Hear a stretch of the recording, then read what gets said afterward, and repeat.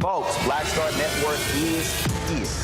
Hold no punches. I'm real revolutionary right now. Support this man, Black Media. He makes sure that our stories are told. Thank you for being the voice of Black America, Roland. Stay black. I love y'all. All momentum we have now, we have to keep this going. The video looks phenomenal. See, this difference between Black Star Network and Black-owned media and something like CNN. You can't be Black-owned media and be scared. It's time to be smart. Bring your eyeballs home. You dig?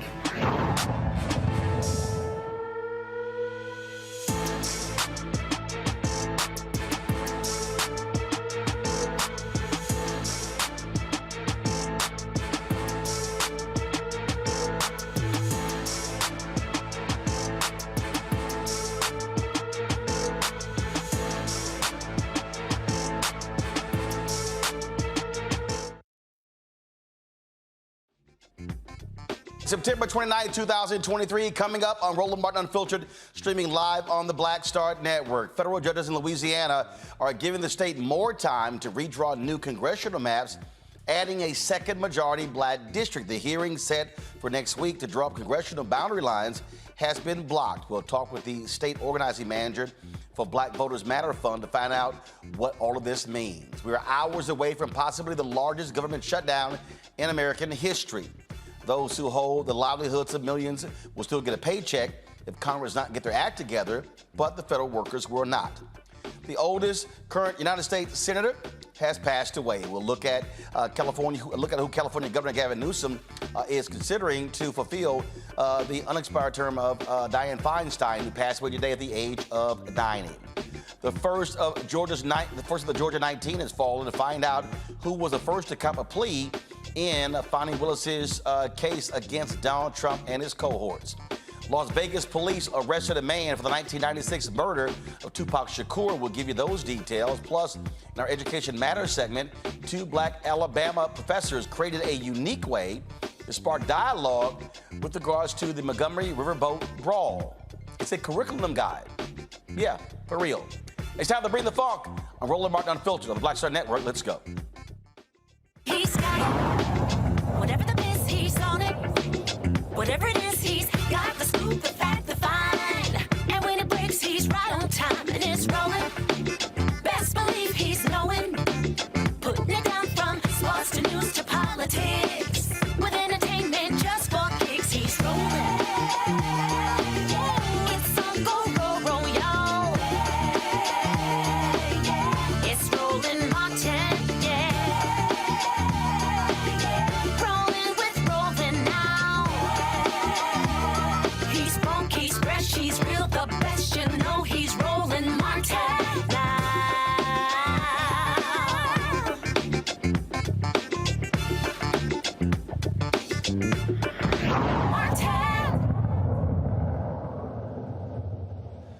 Well, Republicans may soon get their wish. We are close to a government shutdown. They have been unable to move on bills in Congress to actually fund the government. Republicans are holding out. You got a lot of infighting. They're targeting Speaker of the House, Kevin McCarthy, looking at Democrats to save them. Now, here's what's crazy. McCarthy is saying, hey, I'm not going to negotiate with the Democrats on a deal. Guess what, dude? You're not going to have a deal. We are looking at one of the largest government shutdowns in history. Lawmakers have until the end of the day on Saturday to reach a deal to keep much of the government open. If they fail to come to an agreement, 3.5 million federal workers will not be paid. Millions of women and children could lose nutrition assistance and child care, and national parks will close. Some federal workers are considered essential, such as active duty military and air traffic controllers. They will stay on the job, but they have to continue working with no pay. They will receive back compensation once the government shutdown ends. While millions of families will suffer during this shutdown, those members of Congress, nope, they're gonna keep their paychecks. That's how that worked. Michael Imhotep, host of the African History Network show out of Detroit. You know what, Michael, here's the thing that's just constantly crazy to me. You see what's happening on the Republican side. I mean, this Freedom Caucus is doing everything they can to hold Kevin McCarthy hostage. And you've got Hakeem Jeffries, who's a Democrat, House Minority Leader. He's like, hey, player, we ain't gonna help you out. In fact, a little bit earlier today, Hakeem Jeffries actually spoke. And I'm going to play this in a second, what he had to say. And it was just interesting again. And he's literally trying to say to McCarthy, hey, man, we're here. If y'all want to talk, let's talk. But they don't want to have any conversation whatsoever with Democrats. They want to try to do this thing all on their own. Let's see how that goes. Yeah, it's going to go very poorly, Roland, and this is something that I warned people about. Like I said last Friday during the 2022 midterm elections, I said Democrats have to maintain control of the House of Representatives because we know that Article 1, Section 9, Clause 7 of the U.S. Constitution, the power of the purse, the ability to tax and spend belongs to Congress. So even though the White House, even though the president submits the annual federal budget, comes up with the annual federal budget, it's approved by the 12 subcommittees, the 12 appropriations subcommittees in both the House of Representatives and U.S. Senate. So now you have these coup plotters and the Freedom Caucus led by Matt Gaetz, who's a loyalist to Donald Trump, who has a vendetta against Kevin McCarthy. You have them blocking the stopgap. You have them holding up a actual budget, and they are trying to get severe budget cuts implemented to actually pass a budget. This is the other thing that's taking place, okay? So because they don't like the budget that Joe Biden put forth, because they couldn't get their way, now they're trying to do it on the back end and hold America hostage at the same time. So this is an example of how elections have consequences. The last government shutdown in December 2018, January 2019 lasted 35 days. It was very severe. And as I said last Friday, 18% of 18% of federal employees are African Americans. So this hurts us directly. This is Speaker. This is Representative Hakeem Jeffries. Yesterday, after the Senate actually passed their bill. We've seen this horror show before. Saw it in the 1990s when the Republicans shut the government down because they wanted to slash Medicaid. We saw it in 2013 when the Republican extremists shut the government down because they wanted to repeal the Affordable Care Act. We saw it in 2019, beginning in December of 2018, when for 35 days Republicans shut the government down because they wanted the American taxpayer to waste billions of dollars on Trump's medieval border wall. We've seen this horror show before, and it's playing out again. An extreme MAGA Republican shutdown. And so we have a simple request of the Republicans in the House. When a bipartisan continuing resolution comes over from the Senate today, tomorrow, this weekend, put the bill on the floor for an up or down vote so we can end this MAGA Republican nightmare. And if you don't, you own this government shutdown. That was yesterday. Well, this was Jeffries today. That we support the continuing. House Democrats met earlier today, and we are unified in the position that we support the continuing resolution that is working its way through the Senate and prepared, ready, willing, and able to vote for it the moment it crosses over to our side of the Capitol.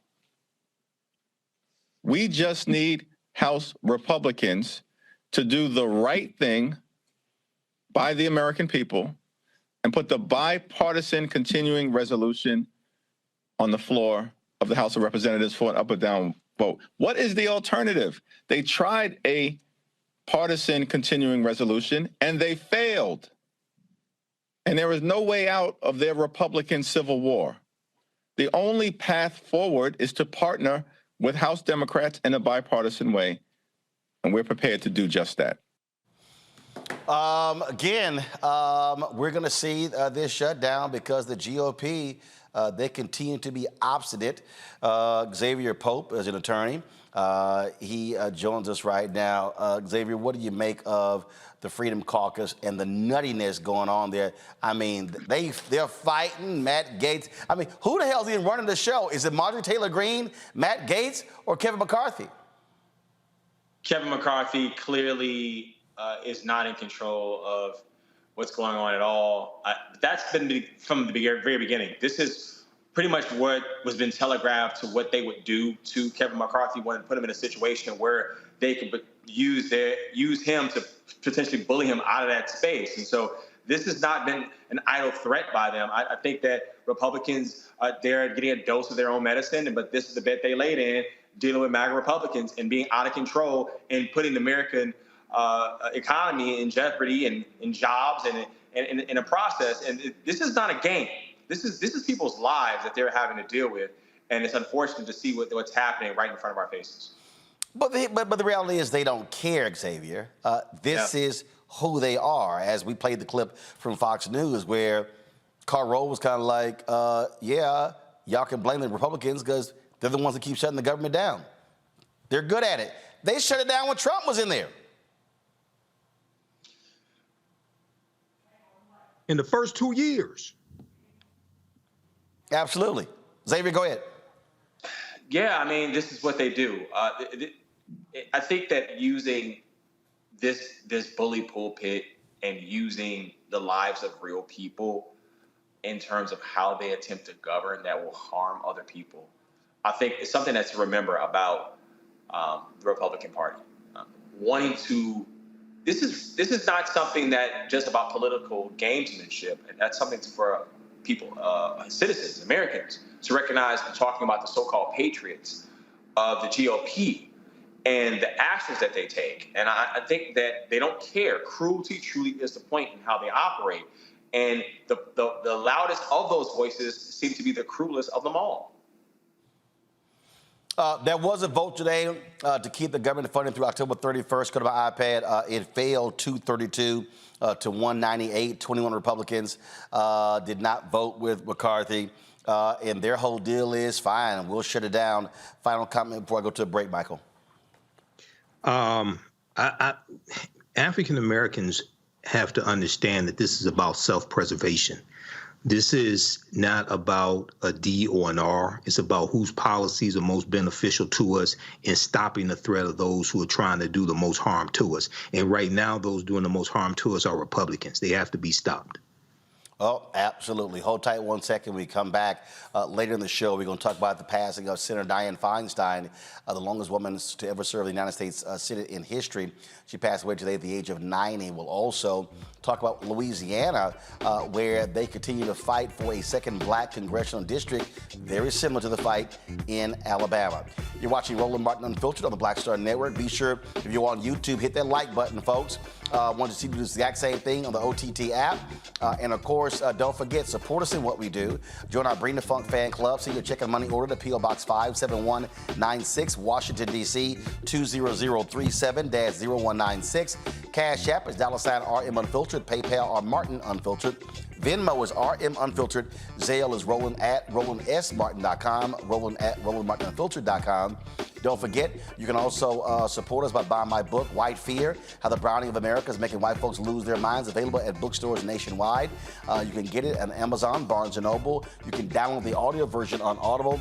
And don't forget, folks, you can watch us now on Amazon Prime Video. If you go to Live TV, you can watch us right there on Amazon Live TV. You can also check us out on Amazon Freevee as well.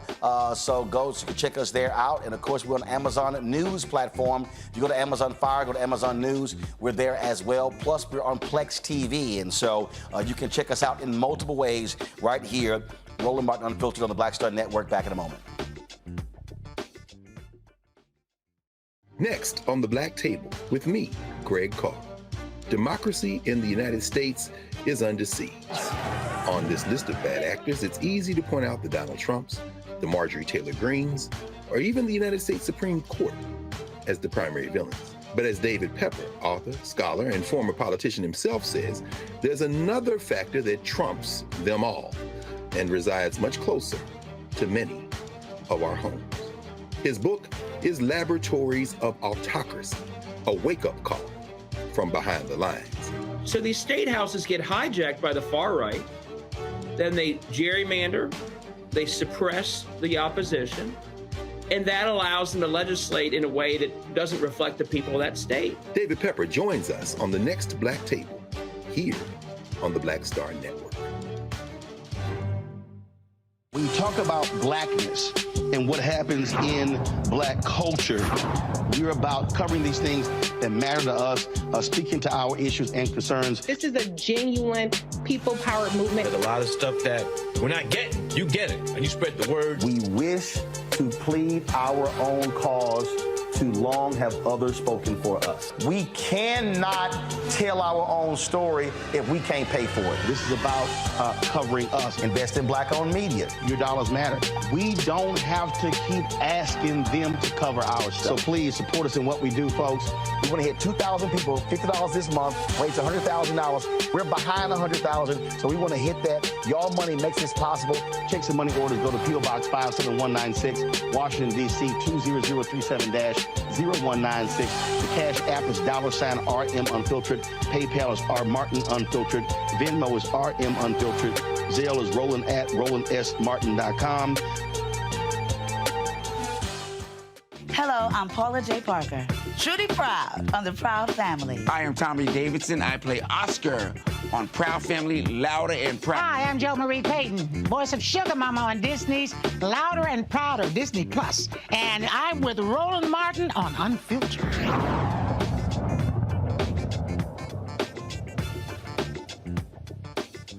We focus a lot on the battle over congressional boundaries in Alabama, but a similar fight is happening in Louisiana.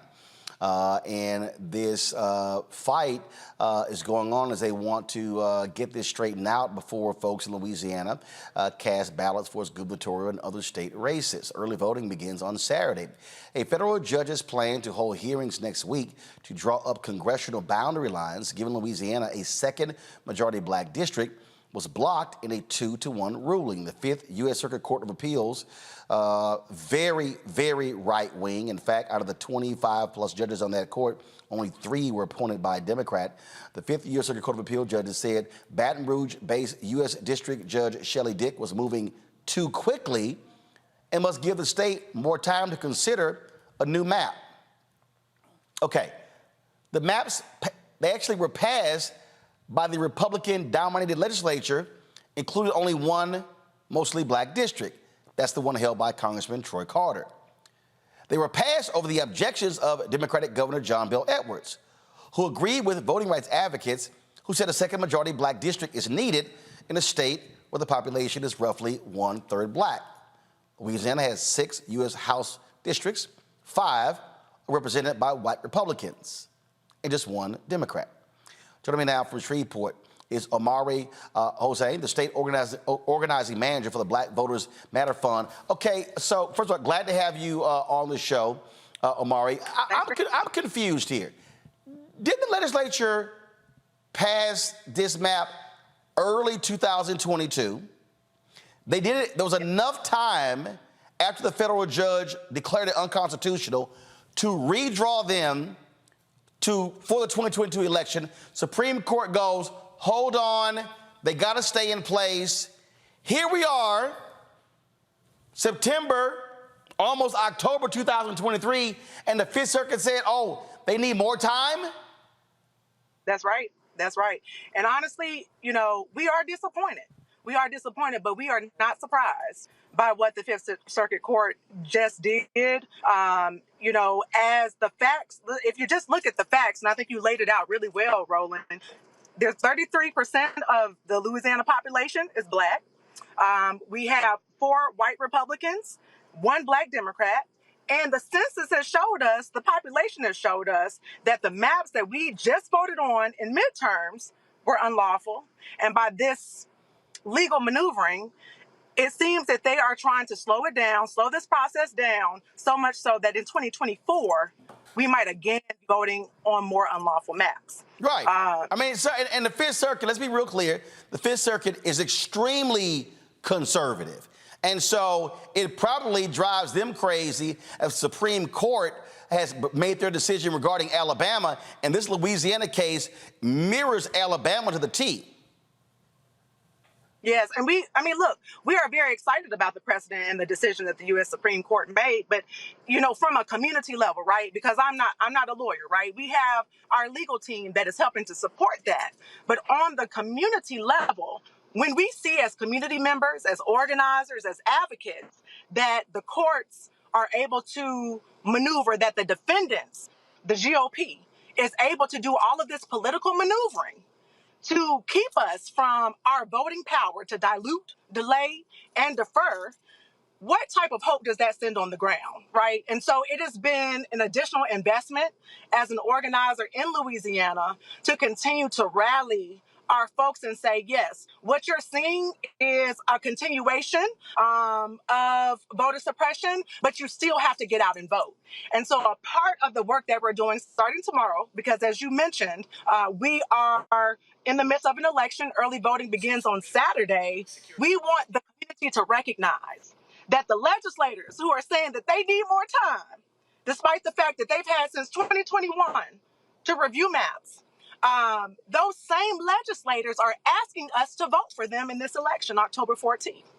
And so what we are doing is what we call Black resistance. This is our Black resistance part 2, because I think an additional groundwork we have to lay when we're talking about Louisiana is the myriad of issues that Black people have to contend with, from environmental injustice to gun violence now, voter suppression, and the utilization of the courts to keep us from our voting power. So that leaves us with no other option than to mobilize, educate, and register our Black electorate and let them know what is going on in the courts.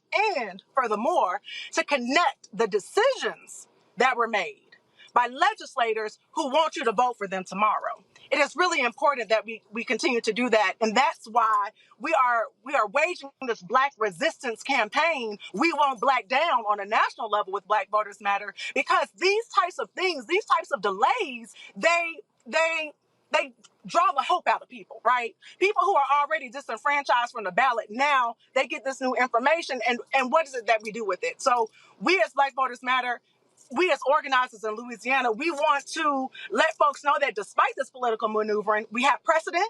The facts are on our side when it comes to the congressional maps. The population of Louisiana, 33% Black. So it's just almost a waiting game. But I do want to lift up that Friday, they still will have their oral arguments. The judgment from the district court by Judge Shelley Dick still says that the maps are illegal. The congressional map that they have offered up is unlawful. And so with that fact on the table, that is not something that they can refute. And I think it is important for us to inculcate, to incorporate, and to include this political and popular education into everything that we do as we mobilize folks for this election, as we prepare for 2024, but also when we're in these chambers, when we're at the legislature, during this legislative session in May of next year. We want to make sure that we are continuing to hold the people that are responsible accountable for what they've done. Now while that is happening, and I definitely want you to speak to this here, because Gary Chambers talked about this last year when he was running for the United States Senate. The Black voter turnout in Louisiana is just awful. What are you seeing on the ground there to get people to understand that y'all are fighting? People are fighting, they're suing to get a second district. But if we turn out with our numbers, Black people can actually determine who the leaders are in Louisiana. Trust me. Look, can I be real with you, Roland? Yeah. When people are seeing what's happening in the courts and they decide that they don't want to participate in a process that has already disenfranchised them, that there is a group of people in this state that is going above and beyond to dilute their power, what is it that they're really holding on to go out and vote? Mm-hmm. And so our organizing has been to, number one, affirm the fact that people aren't crazy, that there has been a clear lack of representation of our issues. And you mentioned Gary, just the other day, he was down at the Baton Rouge City Council fighting around this Brave Cave issue. And that there are people that we elected that look like us that may not have said anything about that issue that impacts us, right? And so these are the day-to-day things, from police brutality to environmental injustice to gun violence. These are the experiences from lack of housing that Louisianans are dealing with, right, from day to day. And so a part of our conversation has been to connect that issue with the decision maker, with the ballot. That has to be in every conversation. It has to be on every level, right? And that when I talk about Black resistance, I'm talking about from the media, right? These conversations we're having in the media to the one-on-one conversations we're having with people to really understand what is it that's going to drive people to the polls. Is it the court decision, or is it the fact that who they elect can make sure that they put dinner on their table? That who they elect is actually going to say a darn thing about the fact that there is 250 chemical plants between New Orleans and Baton Rouge that is literally killing people, right? That we are going to elect somebody that will stand up for us. We have to, I don't want to use the word convince, but we have to demonstrate that our people have the power not only to go to that ballot box and elect somebody who will represent and change their situations, but we have to show people that their power extends beyond the ballot box, right? And that accountability looks beyond election day. It looks in between elections when we're at those chambers, right? When we're having meetings with our legislators, when we're doing these marketing campaigns. That's what accountability looks like. And so I think as we have these conversations and overcome these very real concerns around, does my vote count? Will my vote count? Will the person I elect actually represent me? While we're contending with those concerns, we also have to be educating our people on the connections, because that is how people are empowered. And we have to show people that this work is 365 days a year. Yeah. So yeah, if we just during election day or right before an election, how can someone really mathematically and strategically believe that we can change things? This is a 365-day movement of Black resistance and accountability, and really being able to decipher what is really happening and how does it impact my life. Questions from panel. Xavier Pope, you first. Yeah, I know that Roland talked about the low turnout, but what are ways do you, instead of just there's information obviously you're gathering to voters, what are different ways are connecting to those voters or potential voters to let them know that their vote truly does count? Unique ways to bring them to the ballot boxes, even as their votes are being steamrolled by a white supremacist state legislature in the state that you represent so many of our people. Yeah, no, that's a really good question. I think like one of the first things that we really try to focus on is defining our own wins. We can't keep letting the broader system define a win for us, right? And I think that's really important. And I think sometimes those wins are smaller. Sometimes, okay, so if our overall Black voter turnout in the state of Louisiana might continue to look low, let's look deeper at our precinct level turnout, right? Because that is where our partners are, our grassroots partners, our authentic messengers, the folks that people really look to and trust when it comes to making decisions and saying, hey, you know that famous question that comes even in the C3 space. People will ask, well, who should I trust? Who should I vote for? And it's not necessarily going to be Omari at Black Voters Matter that can say that, speak to that, but it will be a grassroots partner or that person on the block or that faith leader who is, again, there 365 days that can really demonstrate for them how they can utilize their power. But redefining wins is a huge thing. Spending some quality time with our people in community is another big thing. Again, when we show up the day before, the week before, even the month before an election, people know what to expect, right? But when we're always there and when we're talking about more than just voting, we're talking about how you doing, right? Your health care. We're talking about your child care. We're talking about food and the quality of your food. We're talking about the air you're breathing. And we start to really build that relationship with people, because it takes relationship to build the type of movement we need to shock and activate Black voter turnout. But what I do want to say, the numbers may say our voter turnout is low. But as we've gone from community to community these past 2 months, and over these past 3 years since I've been in Louisiana, we are building an infrastructure There you go. of small grassroots organizations that can over time, they're not going to know what came at them because we've been building quietly. And that, I think, is a huge touch point. Build your institutions, build your groups, and from there, start to see that change. Michael. Hello, Omari. Thanks for coming on today. Love the passion. Love those Ankh earrings also. When we look at the history of Louisiana, and we look at the Louisiana State Constitution of 1898, it imposed poll taxes, literacy tests, and property ownership requirements to suppress the African American vote. In your information, in which you teach people to understand the power of voting and how all aspects of their lives are impacted by politics, what do you also teach about the Louisiana State Constitution? I'm just curious. So I think that your question is very interesting and very timely, because the past 2 years, we've been fighting around our slavery exception clause in our state constitution. right? That allows hard labor here in the state of Louisiana. And there has been a movement nationwide to remove these exception clauses. And so when it comes to the Louisiana State Constitution, over this particular campaign of removing that exception language that allows for people to, like places like Angola, they picking cotton, that allows for that to happen in our state, I think it's important. I think more people are changing their view and seeing the power of the state constitution as it relates to that particular issue. But I think that overall, we don't want to get lost in the minutia. We want to stick to the bigger picture and the larger picture and then come down from there, right? And so when we say things like, slavery is still legal in Louisiana, the question then becomes how?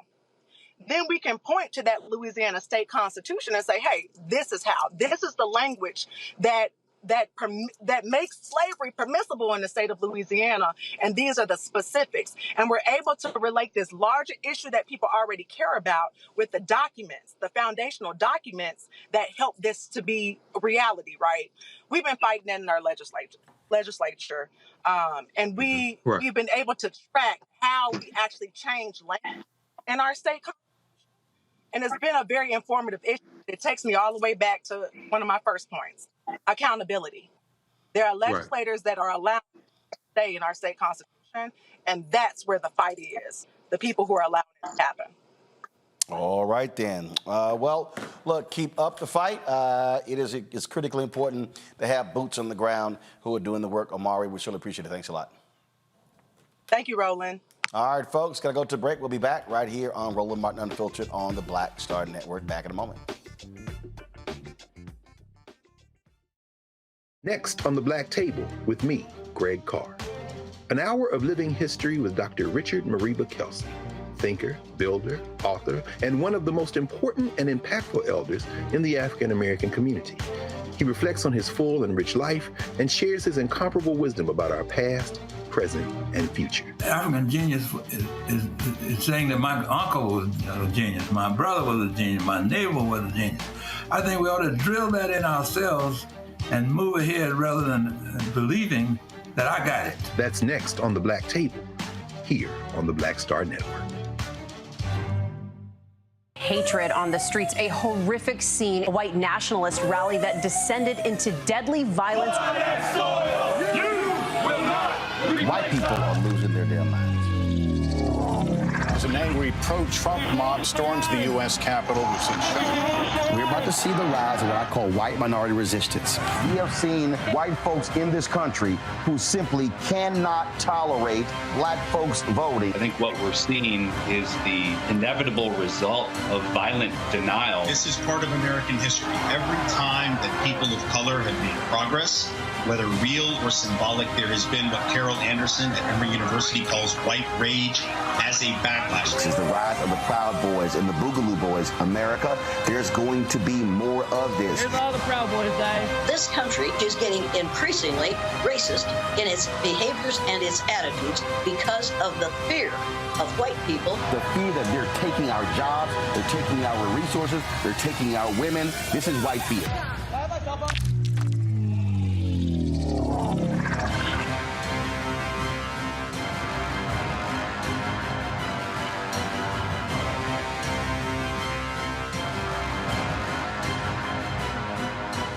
Hey, what's up, y'all? I'm Devon Franklin. It is always a pleasure to be in the house. You are watching Roland Martin Unfiltered. Stay right here.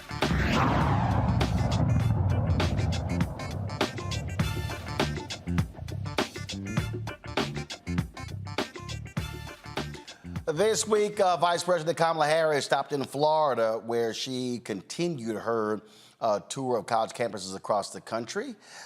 It was a conversation she had with rapper Fat Joe and others. Here is that discussion. Thank you to Vice President Harris, Fat Joe, Anthony Ramos for choosing FIU and for choosing to fight for our freedom. With the election approaching upon us, we understand how important and how pivotal it is for our voices to be heard and for our votes to be casted. Our thoughts turn into words. Those words turn into actions, and those actions dictate the fate of this country, which is why I ask, what strategies can we, the people, employ to empower and engage marginalized communities to ensure voting rights are respected and that our voices are heard. Thank you very much. All right.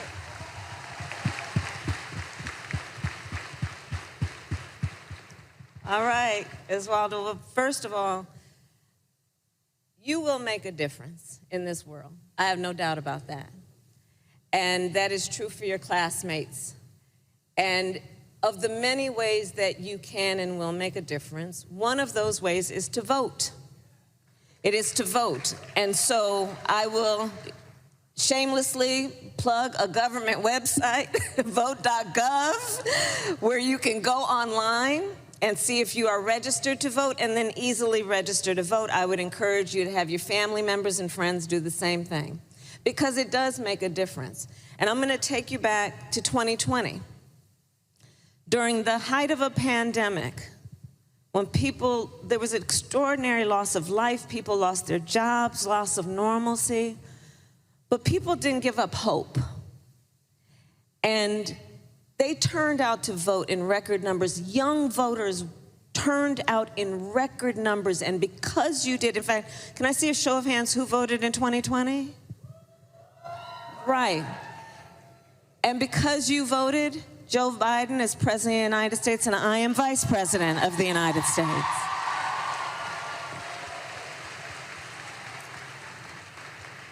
You voted and you said, deal with this climate crisis.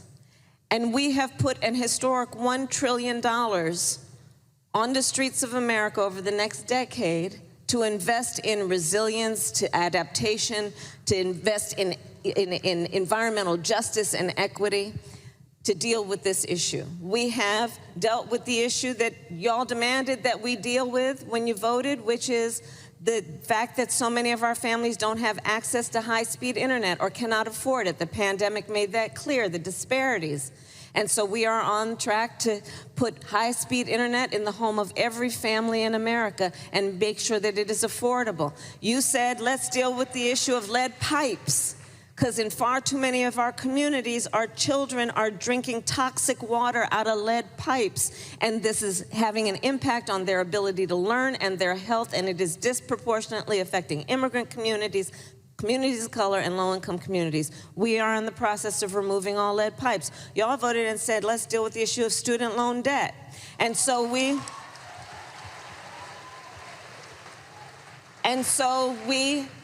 had an initiative to forgive up to $20,000 for Pell Grant recipients, of which the majority of Latino students are Pell Grant recipients. Sadly, there is a political agenda to undo what we are trying to do, and we're going to have to still have that fight, and we are continuing to fight. But because you voted, we were able to implement the policy in the first place. Elections matter. The other point I will say is this. It's not as simple as vote and your vote will matter. You also got to know that there are people right now who are intentionally trying to make it difficult for you to vote.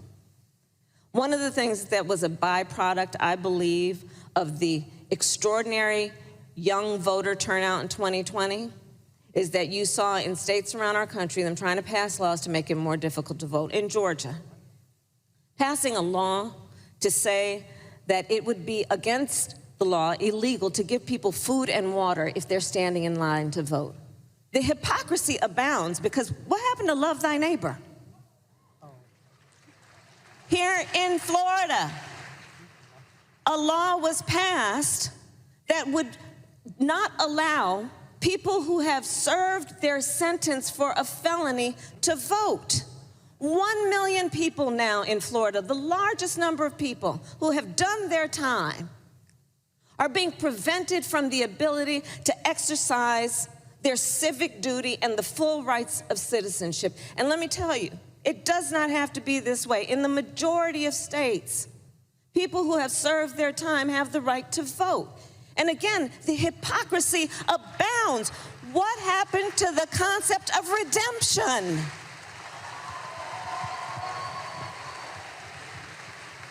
Come on. Come on. So understand that not only is it an extension of your ability to make a difference, Not only is it about you expressing your voice in the many ways you can, but also understand what you're up against in terms of some people that are scared when you exercise your voice and therefore try to make it more difficult for you to vote. And I say we are up for the challenge and we will not allow anybody to silence us. And voting is one way to make sure that you reduce those numbers who are trying to do just that. Folks, it is going to be quite a battle today. We're leaked that Robert Kennedy, he plans on running as an independent. He's angry, Michael, because he said that Democrats are, his words, rigging the election. I saw this, Joe Concha, who was with Fox News, is one of the dumbest political commentators out here. Just a pure idiot. He goes, oh, this is great news for Trump. It's going to kill Biden. A lot of other people disagree that a Robert Kennedy independent run is somehow going to hurt Biden. Thoughts? No, I don't think it's going to hurt Biden, but also people have to understand math. And unfortunately, in 2016, a lot of people didn't understand math. Some African Americans did not. It takes 270 electoral college votes to become president-elect. No third-party candidate has won a single electoral college vote since 1968.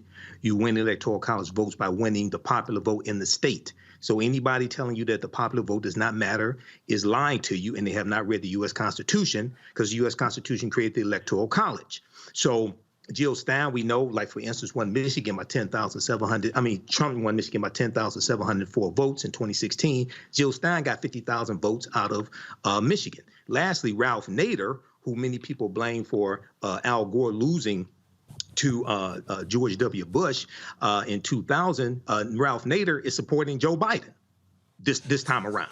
Ralph Nader realizes democracy is on the line, and a third-party candidate is a loser.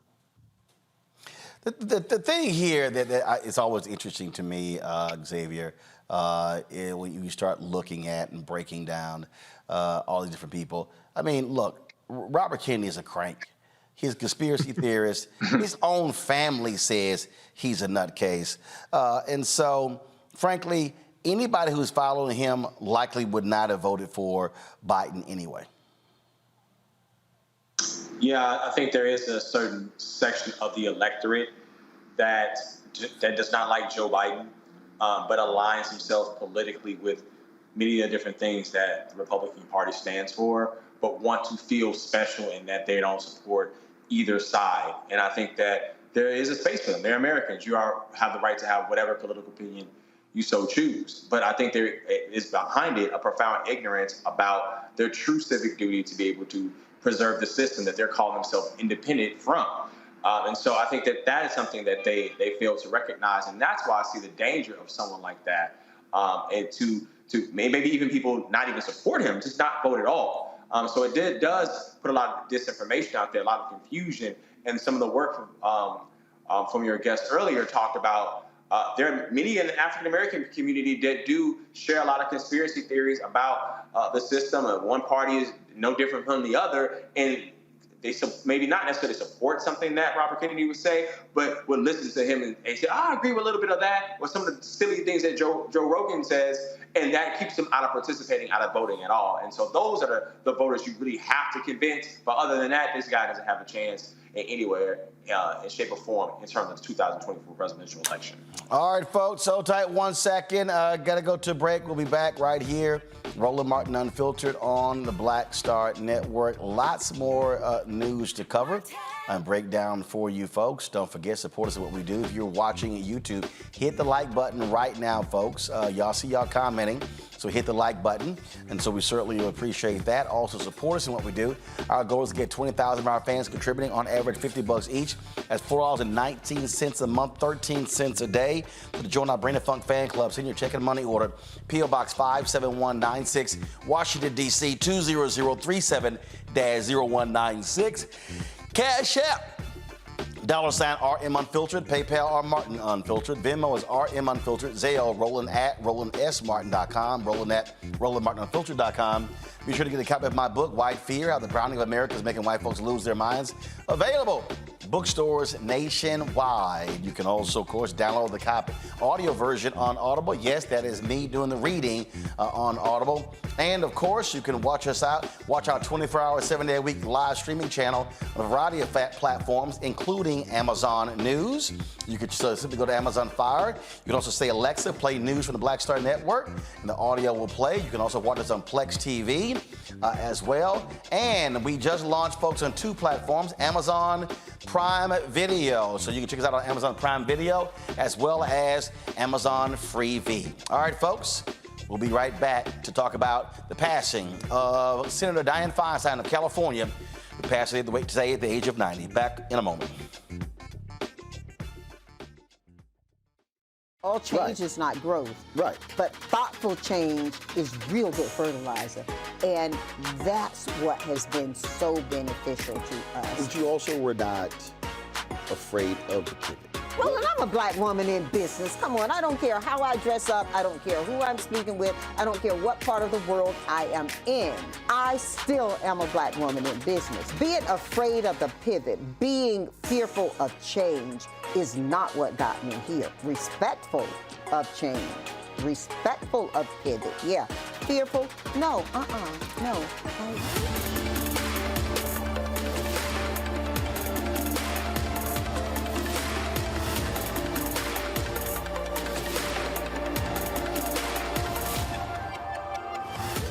On the next Get Wealthy with me, Deborah Owens, America's Wealth Coach, less than 5% of the top executive positions in corporate America are held by women of color.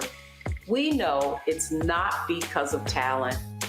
A recent study says that it's microaggressions, unconscious bias, and limited opportunities being offered to women of color.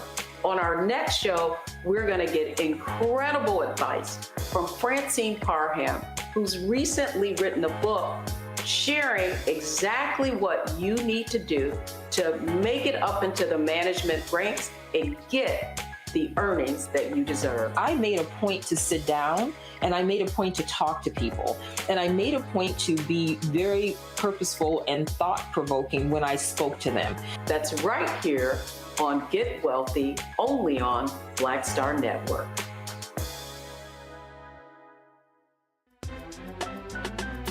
I'm Faraji Muhammad, live from LA. And this is The Culture. The Culture is a two-way conversation. You and me. We talk about the stories, politics, the good, the bad, and the downright ugly. So join our community every day at 3 p.m. Eastern and let your voice be heard. Hey, we're all in this together. So let's talk about it and see what kind of trouble we can get into. It's The Culture, weekdays at 3, only on the Black Star Network. Next on The Frequency with me, Dee Barnes, the amazing Drew Dixon. She gives us the details behind the HBO documentary that shed light on the alleged sexual assaults by Russell Simmons. And we're talking about the Netflix documentary, Ladies First, right here on The Frequency on the Black Star Network. Me, Sherry Shepard, and you know what you're watching, Roland Martin Unfiltered.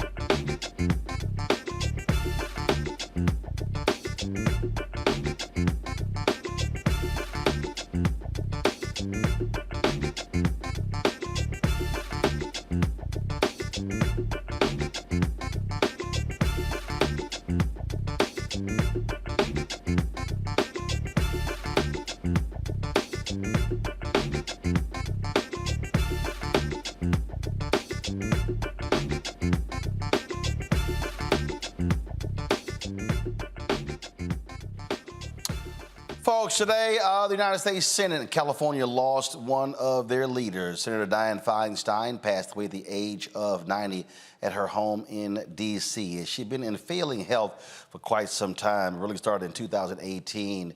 She missed a lot of time earlier this year with the shingles. She did return. In many ways, she was being helped by her staff with some of the most basic tasks. She also, of course, was battling even her family when it came to the execution of her late husband's estate. Tributes poured in from around the country, including, obviously, the state of California. Vice President Kamala Harris, who served as a U.S. senator there as well, had this to say about the passing of Senator Dianne Feinstein. Senator Dianne Feinstein was one of the greatest public servants that California and our nation has ever known. As the first woman president of the San Francisco Board of Supervisors, the first woman to serve as mayor of San Francisco, and the longest tenured woman to serve in the United States Senate. Dianne Feinstein broke barriers, inspired generations of women to run for office, and improved the lives of millions of Americans through her vision, courage, and leadership. From her work to help pass the assault weapons ban in 1994 to her work to safeguard California's public lands and her longstanding advocacy for reproductive rights, marriage equality, and LGBTQ+ rights, Senator Feinstein helped build a better America. For years, I witnessed Senator Feinstein's leadership when the cameras were on and when they were off. In 2008, when I was reelected district attorney of San Francisco, it was Senator Feinstein who swore me in. As a United States Senator, it was my honor to serve the people of California alongside Senator Feinstein. That, of course, was Vice President Kamala Harris with her tribute to Senator Dianne Feinstein. Also today, President Joe Biden, he was speaking at the retirement. First of all, he was speaking at the retirement of General Milley. I'm going to play that in a second, but this was today on the floor of the U.S. Senate, Senate Majority Leader Chuck Schumer. Earlier this morning, we lost a giant in the Senate. Senator Dianne Feinstein was one of the most amazing people who ever graced the Senate, who ever graced the country. She had so many amazing, wonderful qualities wrapped up in one incredible human being. She was smart. She was strong. She was brave. She was compassionate. But maybe the trait that stood out most of all was her amazing integrity. Her integrity was a diamond. Her integrity shone like a beacon across the Senate and across the country for all to see and hopefully emulate. Flowers were placed on her desk as well. Her family was in attendance, as well as the entire congressional delegation when those words were spoken. This right here, even Senator Mitch McConnell had some words to say about Dianne Feinstein. The Republican leader. You know how we all refer to each other as my friend from whatever state it is. Honestly, frequently that's not true. But Elaine and I were actual friends of Dick and Dianne. Elaine served on a corporate board with Dick for a number of years. When they were in town together, we would frequently have dinner together. Elaine and I got married shortly after the '92 election. And I remember that Dianne gave us a small depiction of the Capitol. I looked at it this morning because it's still on the wall, and remembered our dear colleague as a truly remarkable individual, as the majority leader has folks, a lot of folks, obviously, again, when you look at the moments here, and then when you think about her past in terms of the role that she played, this one right here took place when she, let's just say, had a few words to say to Senator Larry Craig of Idaho. So the gentlelady from California needs to become a little more familiar with firearms and their deadly characteristics. And I say that because it is A personal privilege for a moment, please? Yes, certainly. I am quite familiar with firearms. I became mayor as a product of assassination. I'm aware of I that. found my assassinated colleague and put a finger through a bullet hole, trying to get... I proposed gun control legislation in San Francisco. I went through a recall on the basis of it. I was trained in the shooting of a firearm when I had terrorist attacks with a bomb at my house, when my husband was dying, when I had windows shot out. Senator, I know something about what firearms can do. Senator, I am not accusing you of not knowing. What I'm accusing you of is not broadening the issue to understand the debate. All right, that was one of those moments. And so, remember, this is the same Senator Larry Craig. Wasn't he busted for having sex with other men in a bathroom in Idaho? That's the same Larry Craig. So he's sitting here trying to give lessons. Yeah, that's the same one. So you might want to listen to that. Tributes didn't only just take place in the United States Senate. This is Congressman Donald Payne of New Jersey. Remember the Congressional Black Caucus speaking about Senator Feinstein in the House. Mr. Speaker. House will be in order, please. Thank you, Take Mr. your conversations outside, please. Mr. Gentleman Speaker. from New Jersey will continue. Thank you. Mr. Speaker, I rise today to honor the late U.S. Senator Dianne Feinstein.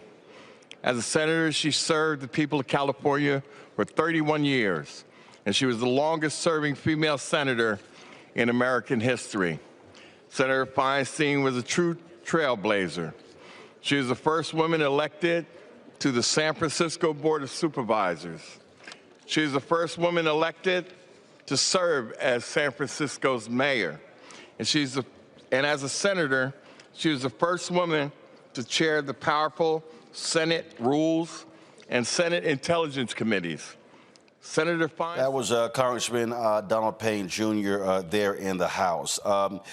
You heard Senator Feinstein there talk about her history with guns. She was a member of the Board of Supervisors in San Francisco, and it was she who had to announce to the city, the state, and the world the deaths of the assassination of the mayor of San Francisco, as well as one of the other members of the Board of Supervisors, activist Harvey Milk. President of the Board of Supervisors, it's my duty to make this announcement. Both Mayor Moscone and Supervisor Harvey Milk have been shot and killed. Jesus Christ!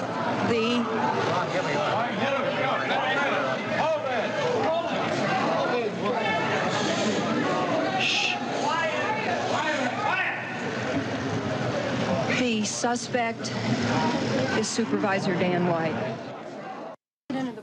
What was so stunning about that, she talked later, for a number of years, she never talked about that particular moment. But it was several years later, she talked about Supervisor Dan White, who had been fired. He was trying to get his job back. He literally walked past her office. She spoke to him. And then moments later, she heard the gunshots where Moscone, as well as Harvey Milk, were gunned down in their offices. Already, people are talking about who's going to replace her. But last year, Governor Gavin Newsome said that he was going to appoint an African-American woman to replace Dianne Feinstein. But then the race began for the folks running for, she was going to run for re-election. And so many people thought early on that one of those folks is going to be Congresswoman Barbara Lee, but she's now running for the seat against Congresswoman Katie Porter and Congressman Adam Schiff. So, former Speaker Nancy Pelosi, still Congresswoman, is supporting Schiff in a huge way. And so then Newsom announced he was not going to appoint Lee, and so therefore, and she's been taking a lot of shots at him as a result. And so he said he's going to appoint somebody solely on the interim basis. This, of course, leaves the Senate in a very precarious situation. Democrats have a very slim majority. You have calls for New Jersey Senator Robert Menendez to resign. And so, Gavin Newsom is going to have to move real quickly to appoint someone to replace Dianne Feinstein, because this stops a lot of the business, such as confirming Biden-Harris's federal judges, because she was a member of the Senate Judiciary Committee. Yeah, Roland, this today is a sad day as well. Dianne Feinstein was a giant. Gavin Newsom has to appoint an African-American woman. He has to appoint a black woman. And, I was looking at coverage of this today. He doesn't have to, but I understand your point. Well, yeah, he needs to. First of all, he said he would. Two, there's going to be heat on his ass to appoint a black woman. And according to the article from NBCnews.com on the passing of Dianne Feinstein, when Senator Kamala Harris became Vice President Kamala Harris, Dianne Feinstein suggested to Gavin Newsom that he appoint Alex Padilla, who became the senator. While you had African Americans saying it should be a black woman, Senator Dianne Feinstein said it should be told Gavin Newsom it should be Alex Padilla. So this time around, Gavin Newsom needs to get it correct. Xavier? Yeah, it's we all agree that this was a giant of a person, and it was part of American history, and a lot of young women looked to her to get into politics. I think that it is a precarious situation that Gavin Newsom finds himself in, but he has to act pretty quickly so that business is done on judges. Because as we were seeing, they are impacting a lot of things that are happening on the ground for citizens of this country. So that's the most important part. This is a sad day. It should be mourned by many, celebrated by both sides of the aisle. But the business of getting things done in this country, where you're seeing two senators right now, those positions being precarious in terms of where they are, need to move forward. It is, again, there was a lot of heat over the last year, really for the last couple of years, Michael, on Senator Feinstein to resign. She, of course, had lots of issues there. She relinquished the ranking position on the Senate Judiciary Committee because Democrats wanted somebody who was a lot more stronger, had more vigor to fight Republicans on that. She held on as long as she could, and many people were saying that, frankly, she should have not run for re-election or retired even 4 or 5 years ago, because for the last 4 or 5 years, her staff actually did the job. Right. And there were even stories where she was even in terms, they were really voting for her. Go ahead. Yeah, I agree. And unfortunately, I've seen different stories about, especially when it comes to the Senate. Senate is different than the House of Representatives. There are only 100 U.S. senators. There are 435 members of the House of Representatives. And sometimes people don't know when to hang it up. It could be the Senate, it could be boxing, it could be NBA basketball. But sometimes, from my understanding of this, people get so used to the title of senator, they get so used to the way that they're being treated. A lot of times they don't know when to retire. Okay. And she should have retired a few years ago. Mitch McConnell's another one who should have retired as well. So, but here, Gavin Newsom is going to have to move quickly to fill that seat. And this could also strengthen Bob Menendez's defiance in saying he's not going to step down, because he said, well, wait a second, you can't lose 2 Democratic senators, so we'll see how this plays out. But Gavin Newsom needs to nominate a black woman. Somebody get that message to him. President Joe Biden spoke today at the retirement ceremonies of General Milley, the 4-star chief who's head of the Joint Chiefs of Staff. He did make some remarks about Feinstein.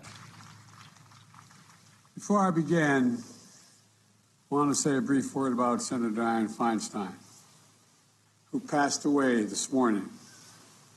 She was a historic figure, trailblazer for women, and a great friend.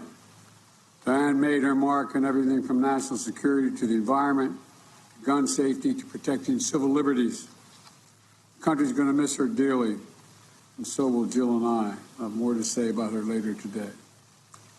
Vice President Harris, our second gentleman, Secretary Austin, members of Congress, leaders of the Department of Defense, both current and former, friends and officials from around the world, thank you for being here today. Those were the comments there of President Joe Biden. Speaking of General Milley, he, of course, was serving under that capacity when Donald Trump was in the Oval Office. He, of course, has talked about really the role that he played in terms of fighting for this country and really battling the idiotic fool who was sitting in the Oval Office. And how crazy he was. I mean, they actually had a plan to keep that fool from starting a nuclear war. That's how nutcase Donald Trump was.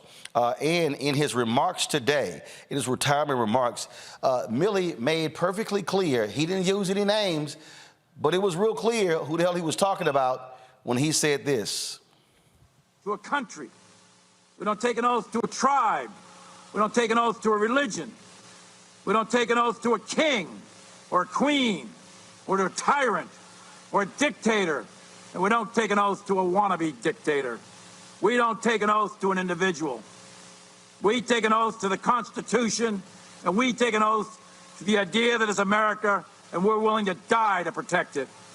Every soldier, sailor, airman, Marine, Guardian, and Coast Guardsman, each of us commits our very life to protect and defend that document, regardless of personal price. Xavier, who's he talking about? Milley got illy with that one. He said that with his whole chest rolling. And you know he was talking about Donald Trump, calling him a wannabe dictator. He made sure to let you know, not a wannabe dictator. He was fired up. He said that with his entire swole up chest. He's letting you know exactly what he's talking about. Donald J. Trump. I thought that was pretty strong there, Michael. Yeah, it was strong. And, Milley went on, he called out Trump without calling his name. Trump is probably posting on fake social about it in retaliation. But also, over the past few days, the information resurfaced that it was General Milley who talked Donald Trump out of using military troops against George Floyd protesters as well. This shows how deranged, using one of Donald Trump's words he likes to use with Special Counsel Jack Smith, this shows how deranged Donald Trump is. He can never be allowed to come back into power in any shape, form, or circumstances. Indeed. And of course, in his remarks, Lloyd Austin, who is the Secretary of Defense, who was of course, retired 4-star general, he remarked about the man who is going to be replacing General Milley, and that is General Brown, who has been confirmed as the next head of the Joint Chiefs of Staff. Here's what Austin had to say about him. When I was commander of Central Command, General Brown was the commander of my air component, and he led forces in combat during the air campaign against ISIS and rallied our allies and partners to help destroy its terrorist caliphate in Iraq and Syria. Now, General Brown also has a superpower for teaching. He did 2 stints at the Fighter Weapons School, where he taught the Air Force's most elite airmen. And wherever he goes, he sets a powerful example with his quiet confidence and his deep integrity and his constant compassion. Now, General Brown would not be where he is today without his wife Shireen and their sons Sean and Ross. Shireen has served right alongside CQ through 20 moves. She has helped shape DoD's exceptional family member program so that more families with special needs can get better resources and support. So to Shireen and the entire Brown family, thank you for all that you do to strengthen our military community and for supporting General Brown as he takes the helm of our joint force. General Brown, I know that you'll make us all proud as the chairman. All right, then. Can't wait to see my alpha brother in that role. It says something also, Michael. The top civilian and the top military leader, both African Americans for the first time in history. Yeah, it does, and it happened under President Joe Biden. And you may have some who say, oh, well, African Americans shouldn't be in the military. This doesn't matter. But one of their jobs is going to be to deal with the white supremacy or the white supremacist views or the white supremacists in the military. OK, and you're going to need people like General Brown you're going to need people like General Brown to deal with this. And at the same time, you know, this reminds me of people who protest against the police but don't realize there's a nationwide shortage of police officers. And we have the ability to acquire power right now to stop a lot of this nonsense that's taking place. So this is I think, an important opportunity as well. Indeed. Hold tight 1 second, folks. News of an arrest in the 1996 murder of Tupac Shakur. We'll give you those details when we come back right here on Roland Martin Unfiltered on the Black Star Network. On a next, A Balanced Life with me, Dr. Jackie. Staying balanced is tough enough with the normal day-to-day stuff going on. But what happens when we get the unexpected? It may come crashing down through a bad diagnosis for either you or a loved one. My son, he actually was diagnosed with non-Hodgkin's lymphoma, and it came at a very challenging time in my life. I had a lot going on with starting a new business. How to cope and even stay balanced when even the walls are crashing in. That's on the next A Balanced Life with me, Dr. Jackie, here at Black Star Network. Hatred on the streets, a horrific scene, a white nationalist rally that descended into deadly violence. White people are losing their damn minds. As an angry pro-Trump mob storms the U.S. Capitol, we've seen shutdown. We're about to see the rise of what I call white minority resistance. We have seen white folks in this country who simply cannot tolerate black folks voting. I think what we're seeing is the inevitable result of violent denial. This is part of American history. Every time that people of color have made progress, whether real or symbolic, there has been what Carol Anderson at Emory University calls white rage as a backlash. This is the rise of the Proud Boys and the Boogaloo Boys. America, there's going to be more of this. Here's all the Proud Boys, guys. This country is getting increasingly racist in its behaviors and its attitudes because of the fear of white people. The fear that they're taking our jobs, they're taking our resources, they're taking our women. This is white fear.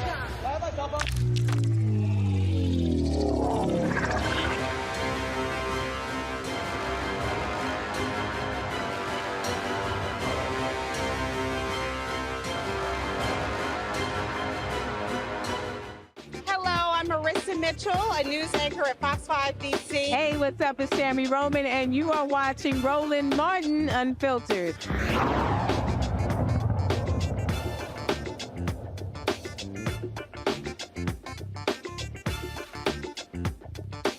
All right, you knew it. They want to start flipping the first of the Georgia 19. That is the 18 folks indicted along with Donald Trump in Georgia by DA Fonnie Willis has flipped. Scott Hall, a bail bondsman, has cut a deal with the district attorney there.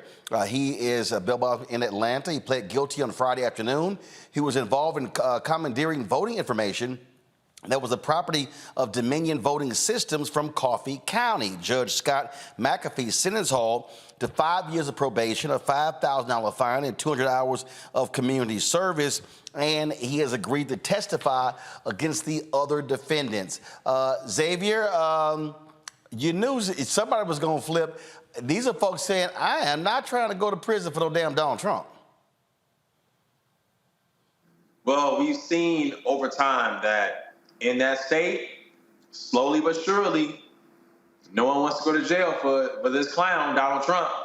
And it just goes to show you that, you know, I think that there's been a disconnect in the beginning from a lot of people that once supported him and have seen over time that he really doesn't have their back in terms of supporting with legal fees and any of those different things. And that's where we are right now.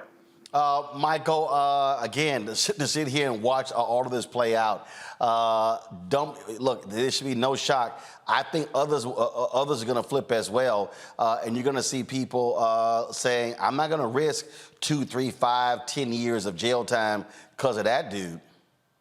Absolutely. A lot of them are going to flip. And Scott Hall was facing 5 misdemeanor charges. Some other ones who are facing felony charges who don't have the money to pay for the legal fees. Those who Donald Trump is not going to pay for their legal fees. Oh, my correction. Donald Trump's stupid ass supporters not paying for their legal fees. They're going to flip as well. They're not going to prison for this fool. Okay, and let me tell you, Rudy Giuliani is Rudy Giuliani's not going to go to prison for Trump either. Trump owes Rudy Giuliani, last I heard, $3 million in back legal fees. I know he did a fundraiser for him. Maybe they raised $1 million. Rudy is not going to prison for Trump either. So it's going to be a whole lot of them singing like Alicia Keys and Beyonce when all this shakes out. Absolutely. All right, folks, let's go to Las Vegas, where authorities there have arrested a man in connection with the 1996 murder of Tupac Shakur.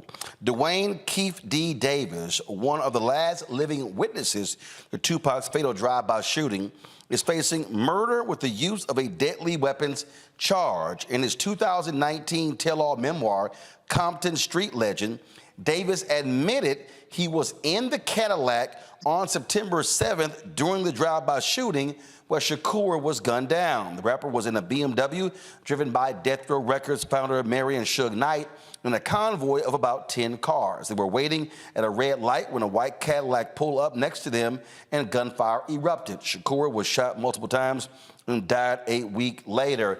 I don't know what the hell he was thinking, Michael, by putting in the book that he was in the car when the killing took place. Last I checked, Xavier, murder has no statute of limitations, correct? Well, FAFO is always gonna win, undefeated, because why would you admit to being in that situation? I don't understand that. Maybe, I don't know, you're bragging about it. You think you weren't going to get caught. But I wonder why it still took, after that amount of time, for them to connect him to the facts in that case and ultimately make that arrest. So that's what that was my initial reaction. If they knew this was the guy and just connecting the facts to the fact now he's now arrested. But long time. I mean, some people were even on the internet, okay, how can he be arrested for something if Tupac is still alive? Some of the city, there are people that really believe that Tupac's still alive, Roland. It is still, still blows my mind. Well, it's sort of, Michael, reminds me of the people who commit the crimes in rap videos. They and public. Then the prosecutor. They public. Well, not only that, then you have people who want to blame the prosecutor for prosecuting the person when the evidence lines up with what they rapped about as well.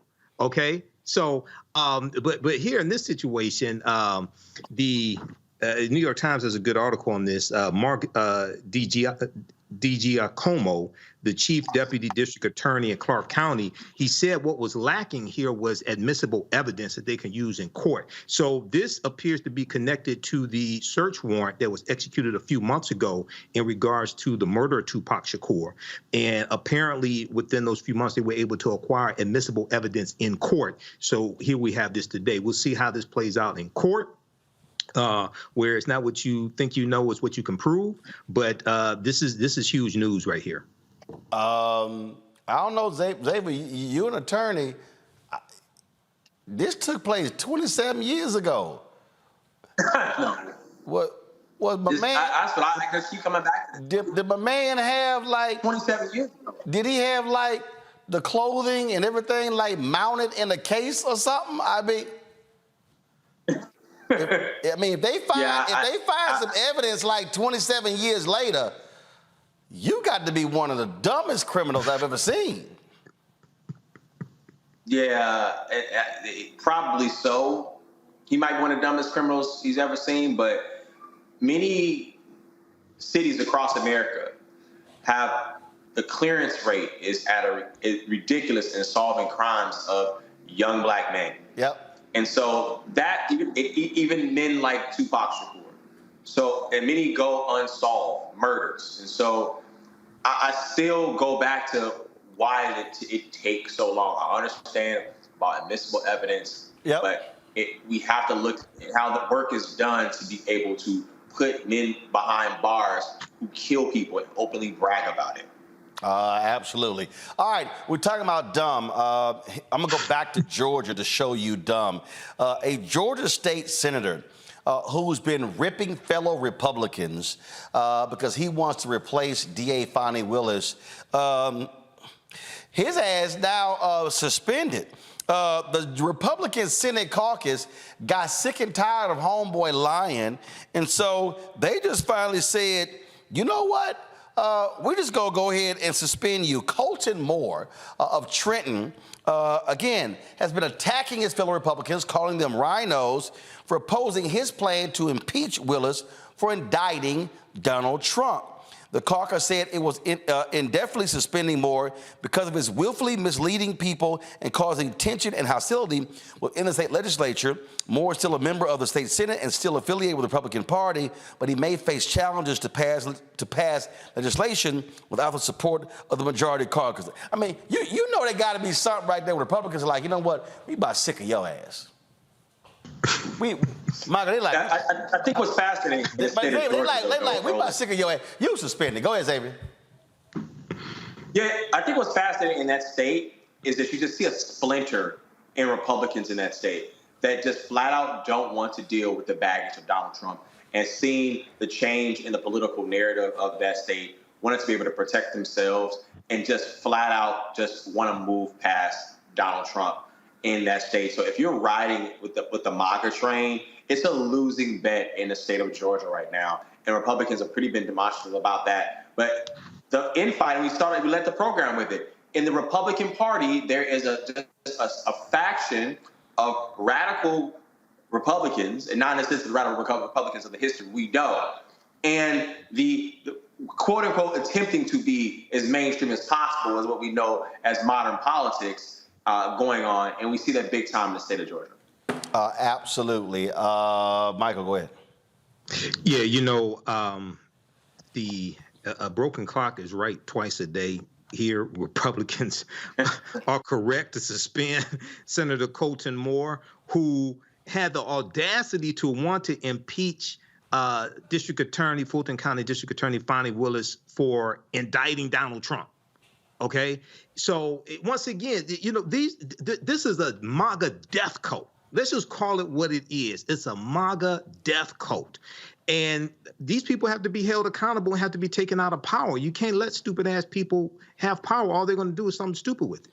And it's a whole lot of stupid there. Also, y'all folks, a Tennessee judge has ended the conservatorship agreement between former NFL player Michael Oher and a Memphis couple who took him in when he was in high school. Shelby County Probate Court Judge Kathleen Gomes terminated the 2004 agreement allowing Sean and Leanne Toohey to control Oher's finances. Oher signed the deal when he was 18 and living with the couple as the colleges were recruiting him as a star high school football player. Their story is the subject line of the movie The Blind Side, which earned Sandra Bullock an Oscar. Although the conservatorship is ending, the dispute over financial issues will continue. This is still a strange story to me, Xavier, that this is 19 years later after signing this. This man went to the NFL, was a pro there, one of the best offensive linemen, and this conservatorship was still in play. Many people first really began to learn about this conservatorship when Britney Spears went through her battle with her family, her dad, her mom as well. But this Oher one is crazy because, again, if anybody who watched the movie, they claimed that they had adopted him. Now they came out and said that was never their intention to adopt him. He's like, yo, y'all been getting paid off of me, making all of this money. I haven't benefited. This story is all kinds of twists and turns.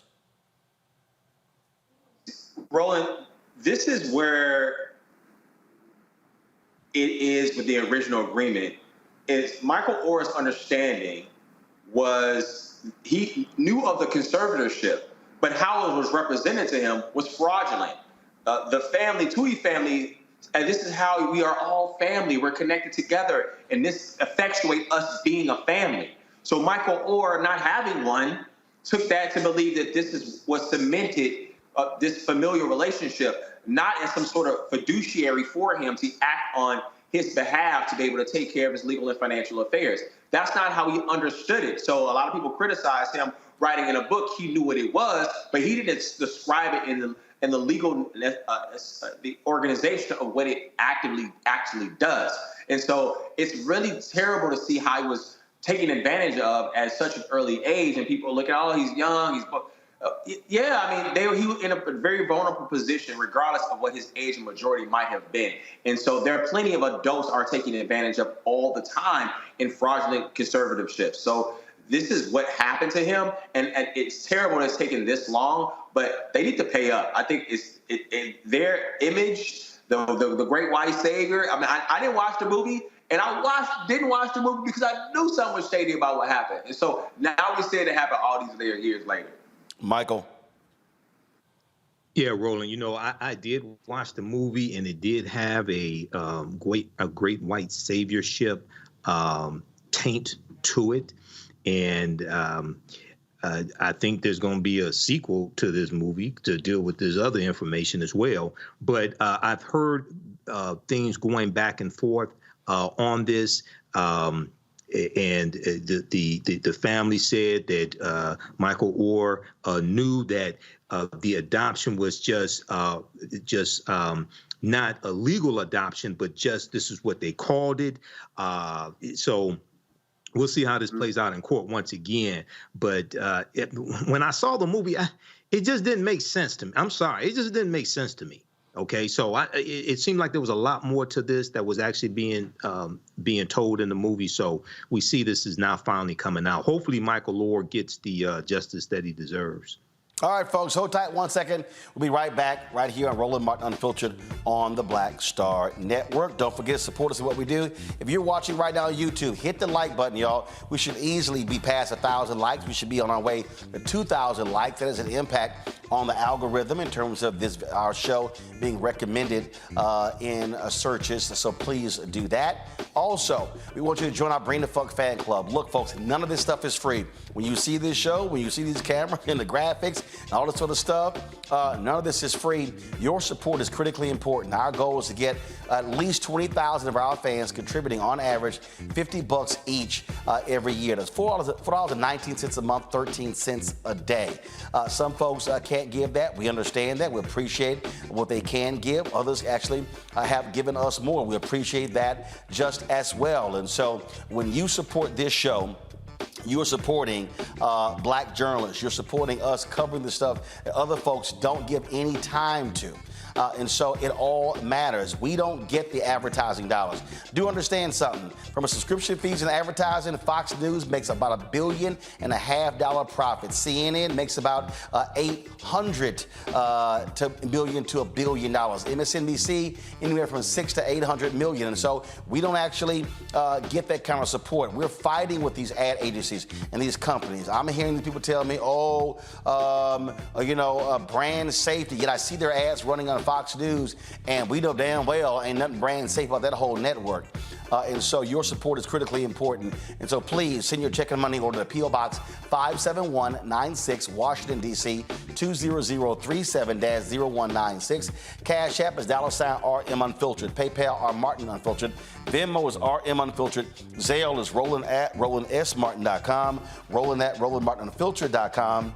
Be sure to get a copy of my book, White Fear, How the Browning of America is Making White Folks Lose Their Minds. Available bookstores nationwide. When you support the book, those dollars also go into this show, so we appreciate it. Let me give a shout out to Amarildo Barbosa, Kimberly Sayers, Henderson, Rochelle Jones, Eric Merriweather, Cordell Rucker, Anthony Mosley, Kiana, Victor Williams, Telly, put the giving graphic back up, Corey Jones, Deborah Davis, Kimberly Sayers, Veronica Nobles, Catherine Fuqua, James Lee, Tashima Thomas, Michael Potts, Darren Frazier, Valerie Walker, Yvette Yancey, Roxana DeShong, Marcellus Jackson, Stephen Campbell, Tiffany Bush, Theo White, Tanya Taylor, Russell, Ace Willis, Charles Richardson, Jacqueline Graham, Eric George, Brian Hall. Let's see here, Cheryl Jackson, Joan Warren, Jacqueline Thomas, Clifford Jones. Let's see here, Jean, C.O. Freeman, Mary Gates, Anita Nickens, Terrell Brown, Tommy Williams. Let's see here, Gregory Rose. All of those folks have given during this show and during the last 24 hours. If you give during the show, you get a personal shout out as well. I'll be right back. All change is not growth. Right. But thoughtful change is real good fertilizer. And that's what has been so beneficial to us. But you also were not afraid of the pivot. Well, and I'm a black woman in business. Come on, I don't care how I dress up. I don't care who I'm speaking with. I don't care what part of the world I am in. I still am a black woman in business. Being afraid of the pivot, being fearful of change is not what got me here. Respectful of change, respectful of pivot, yeah. Fearful, no, no.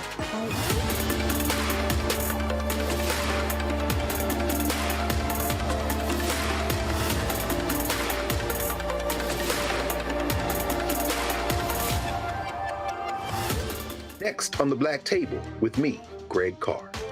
An hour of living history with Dr. Richard Mariba Kelsey, thinker, builder, author, and one of the most important and impactful elders in the African American community.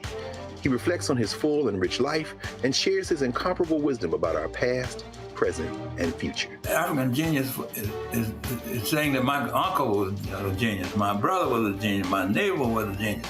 I think we ought to drill that in ourselves and move ahead rather than believing that I got it. That's next on the Black Table, here on the Black Star Network.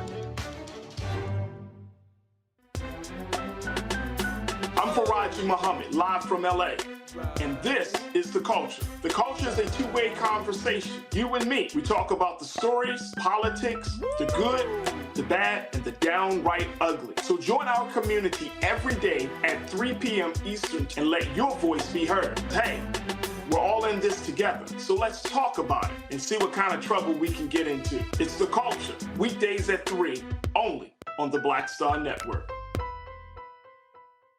Next on The Frequency with me, Dee Barnes, the amazing Drew Dixon. She gives us the details behind the HBO documentary that shed light on the alleged sexual assaults by Russell Simmons.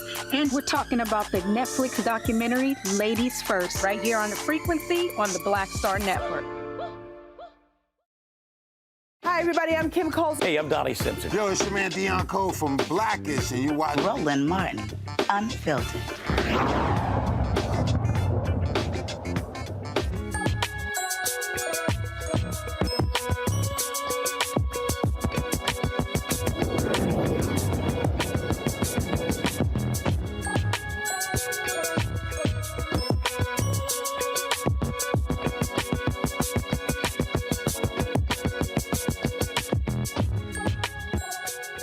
All right, so a lot of folks have been talking, still talking about the Montgomery Brawl that took place on August 5th. Well, a couple of professors have put together a curriculum surrounding the brawl. That's right. Joining us on the show right now, which of course is quite interesting, if you will, because you talk about, man, an actual curriculum surrounding this. Please welcome to the show for our Education Matters segment.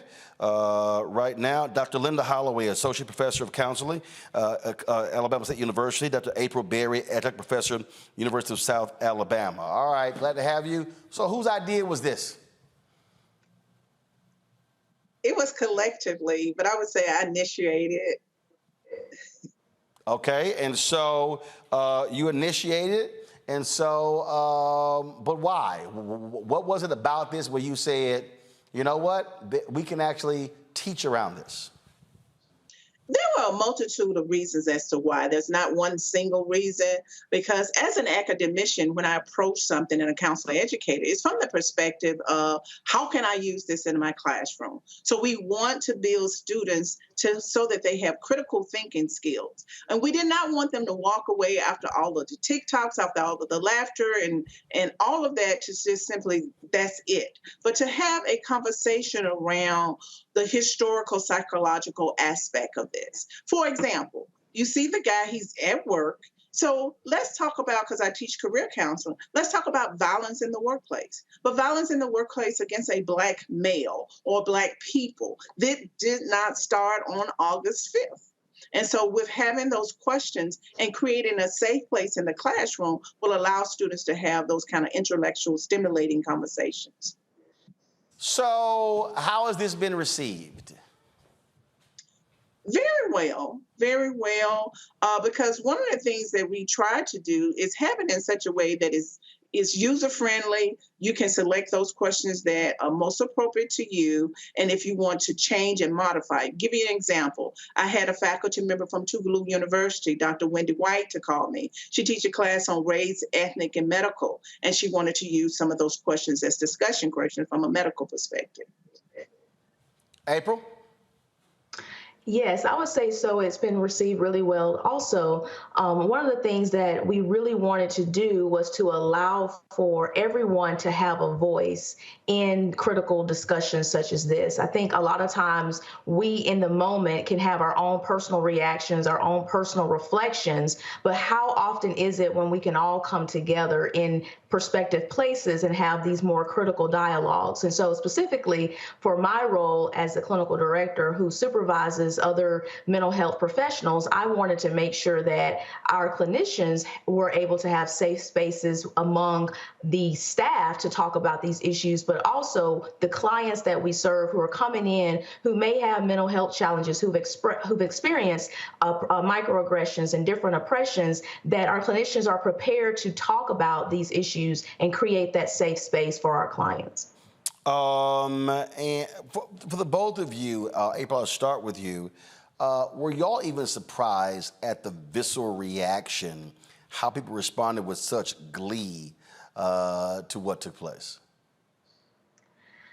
I would say that I was a bit surprised, just because I feel like, oftentimes these issues are going on in our society and, people are always talking about them. So I didn't expect such, reaction to the curriculum. But then at the same time, Dr. Holloway and I are both creative and innovative in how we approach different topics. And so I really felt that our creativity and our innovation around this curriculum could potentially spark some great dialogue and people talking about it. So in that regard, I think that I wasn't surprised, but initially, just trying to get something out there, especially around such topics as this, I was, trying to figure out, is this going to be something that takes off? And indeed it did. Linda? I would add to that the incident itself, in terms of being shocked and surprised, being that I am actually here in Montgomery, Alabama, working at the Alabama State University. I was indeed surprised because oftentimes when these events happen, people are just standing around just using their cameras and we post it and then we move on to something else.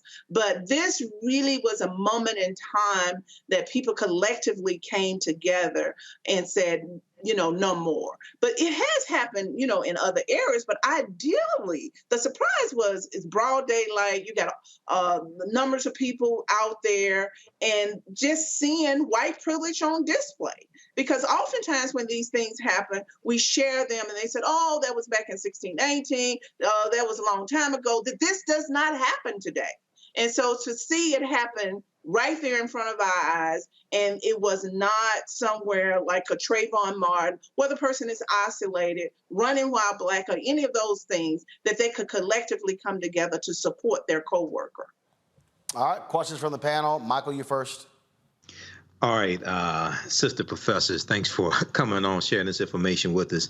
How do you connect history in discourse with what we saw on August 5th. We know Alabama's a former Confederate state. You have the Alabama State Constitution in 1901 that imposed poll taxes and literacy tests and codified segregation and codified white supremacy in their state constitution, as well as the Montgomery bus boycott in 1955. So how do you connect history to what we saw take place August 5th?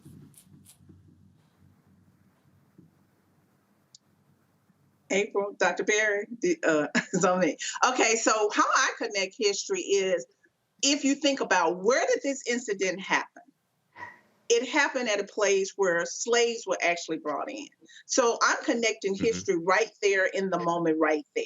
Okay, what are some other things that have occurred historically? So one of our questions deal with the summer of 1919. A lot of people don't know about that summer. It's called the hot summer. The Red Summer. So the Red Summer, yes. The red hot summer, thank you.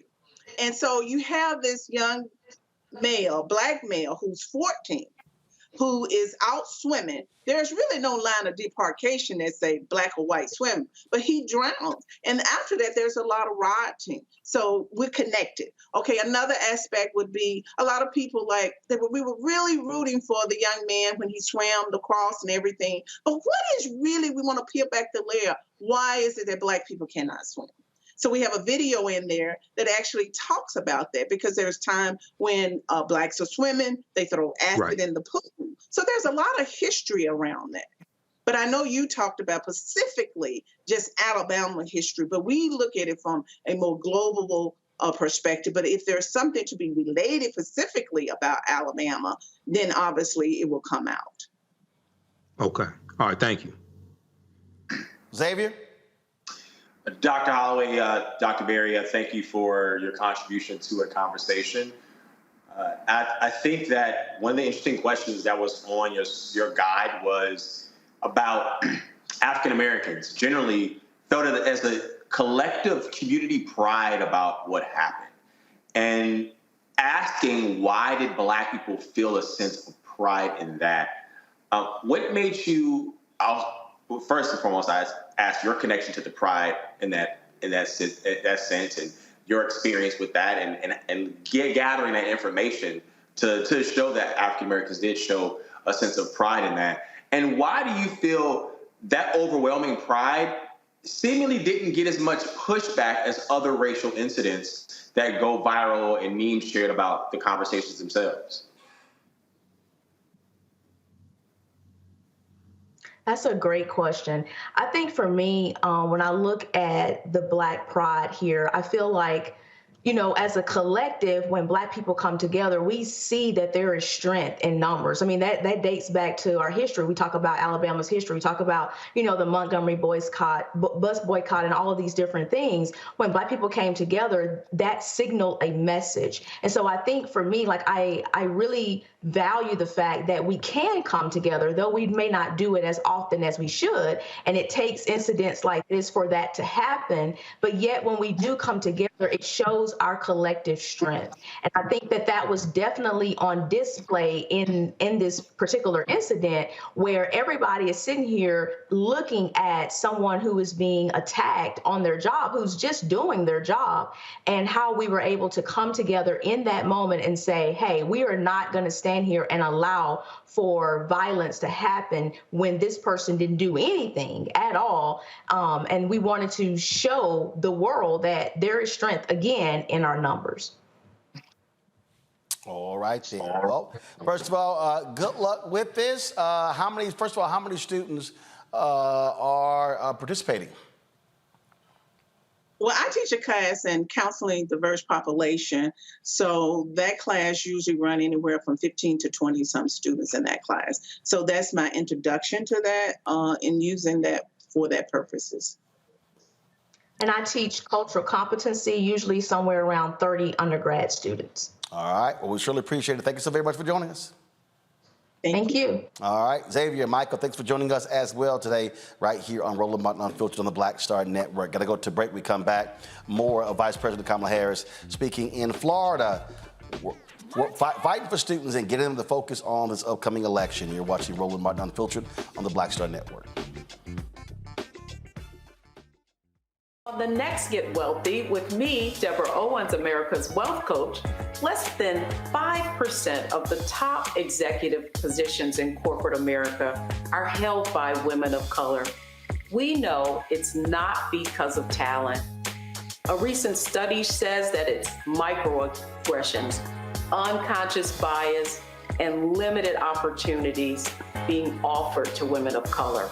On our next show, we're going to get incredible advice from Francine Parham, who's recently written a book sharing exactly what you need to do to make it up into the management ranks and get the earnings that you deserve. I made a point to sit down and I made a point to talk to people. And I made a point to be very purposeful and thought-provoking when I spoke to them. That's right here on Get Wealthy, only on Black Star Network.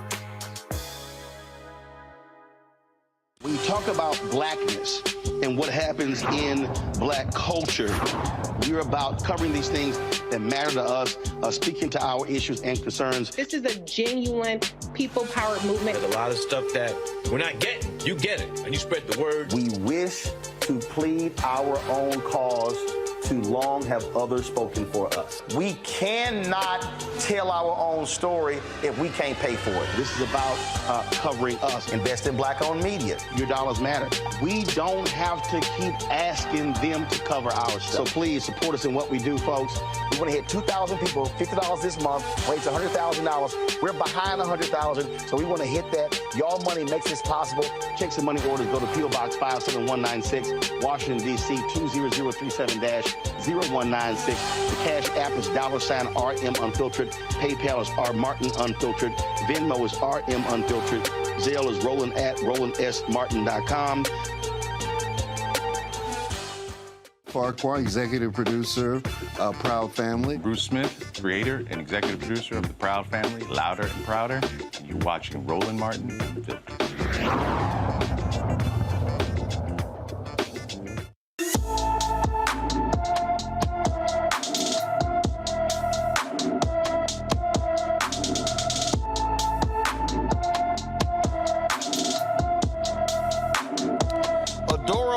Has been missing from Philadelphia since September 19th. The 14-year-old is 5 feet 2 inches tall, weighs 115 pounds, with black hair and brown eyes.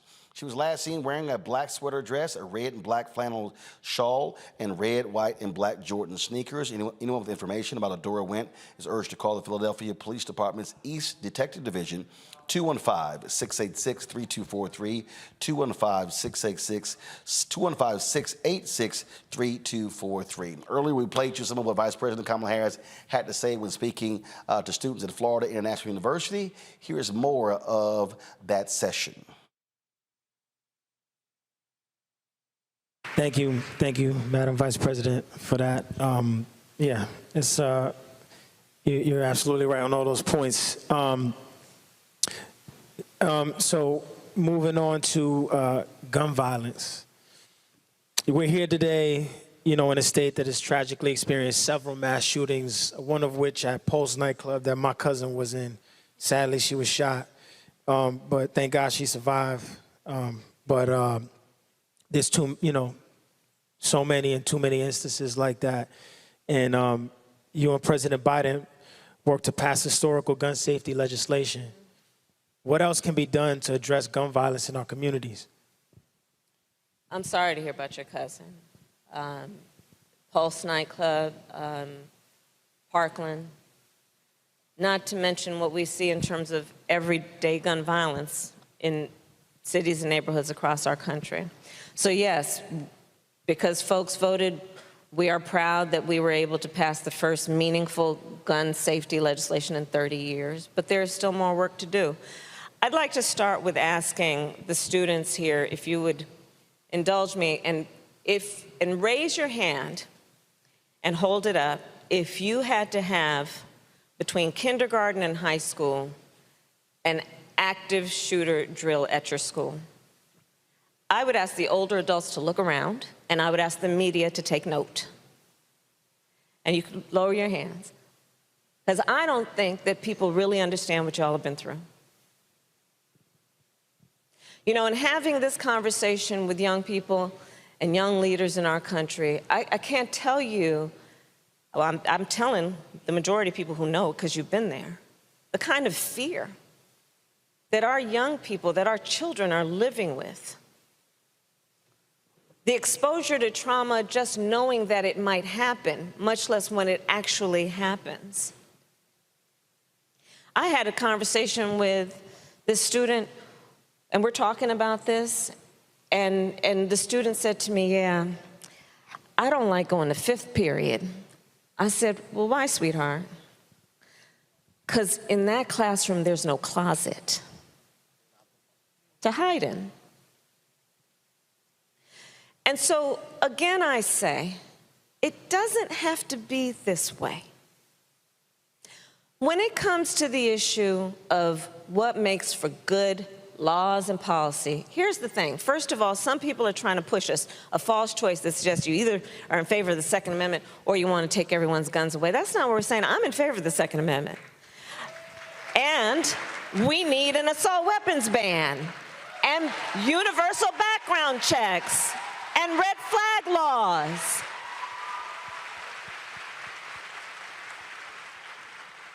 Assault weapons designed to kill a lot of people quickly. No reason for them to be on the streets of a civil society. Background checks, because you know what? You just might want to know before somebody. Folks, you could go to the Black Star Network to see the full event. We live stream that as well. Also go to our app. You can also go to our 24/7 channel. And so don't forget, you want to support us with our app. Download the app, Apple phone, Android phone, Apple TV, Android TV, Roku, Amazon Fire TV, Xbox One, Samsung Smart TV. You can see all the content of this show and all other shows as well. Come on, guys, show the graphic. Again, download the app on all of your platforms. You can also check us out, folks, on the 24-hour streaming channel. We're available on 4 platforms. Amazon News, go to Amazon Fire, pull up Amazon News. You can check us out there. Plex TV, check us out there. Amazon Freevee, as well as Amazon Prime Video. We just added those 2 this week. Don't forget to support us in what we do. Send your check and money order, P.O. Box 57196, Washington, D.C. 20037-0196. Cash App, $RM Unfiltered. PayPal, R Martin Unfiltered. Venmo is RM Unfiltered. Zelle, Roland at RolandSMartin.com. Roland at RolandMartinUnfiltered.com. Peoria, Illinois, I'll see you guys tomorrow. I'll be speaking at the Freedom Fund banquet in Peoria, Illinois tomorrow. So look forward to bringing y'all a word. Folks, y'all be sure to have a great weekend. I'll see y'all on Monday right here on Roland Martin Unfiltered on the Black Star Network. Holla!